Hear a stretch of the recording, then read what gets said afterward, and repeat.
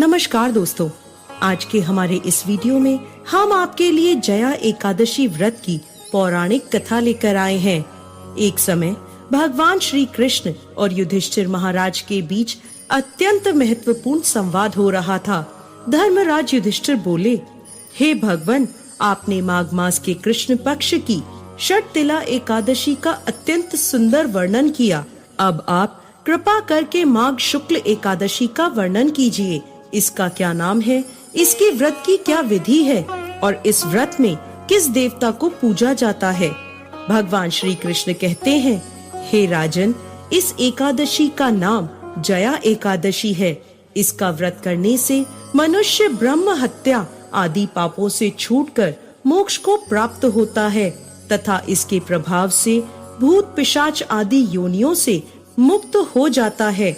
इस व्रत को विधि पूर्वक करना चाहिए। अब मैं आपको पद्म पुराण में वर्णित इसकी महिमा की एक कथा सुनाता हूँ, ध्यान पूर्वक सुनिए। कई वर्षों पूर्व स्वर्ग लोक में राजा इंद्र राज्य करते थे। उनके लोक में सभी देवगण प्रसन्न थे। परिजात पुष्पों से लदे नंदन वन में एक दिन देवराज इंद्र सोमरस का पान कर रहे थे। अप्सराएं उन्हें प्रसन्न करते हुए नृत्य प्रस्तुत कर रही थीं और कई गायक सुंदर संगीत प्रस्तुत कर रहे थे। मुख्य संगीतज्ञ चित्रसेन अपनी पत्नी मालिनी और पुत्र माल्यवान के साथ वहां उपस्थित थे। वहां एक पुष्पवती नाम की अप्सरा भी थी जो माल्यवान की तरफ आकर्षित हो गई।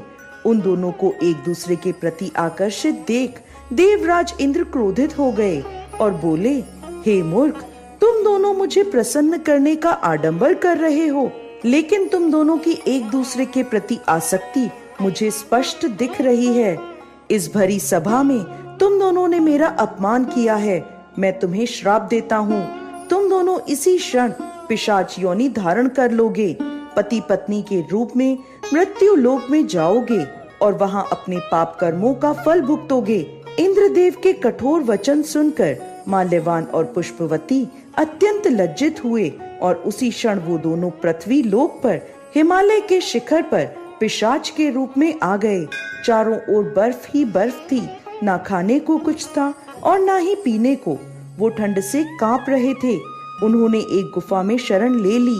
एक दिन माल्यवान ने अपनी पत्नी से कहा, ना जाने हम कौन से पाप कर्मों को भुगत रहे हैं। इस प्रकार दोनों ठंड में गुफा में बैठे रहे। शीतलहरों के कारण उन्हें रात भर नींद नहीं आई और सारी रात जागते रहे। भगवान श्री हरि का ध्यान करते रहे। संयोग से वह दिन जया एकादशी का था। उस दिन कुछ भी न खाने पीने और रात्रि जागरण करने से उन दोनों ने पिशाच का शरीर त्याग दिया और अपना दिव्य शरीर धारण कर लिया। एक दिव्य विमान उन्हें स्वर्ग ले गया।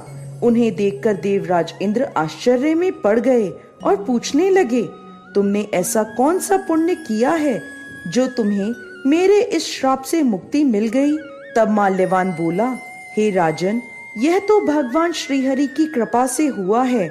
हमने अनजाने में उनकी प्रिय जया एकादशी का पालन किया, जिससे हमें यह दिव्य शरीर प्राप्त हुआ है।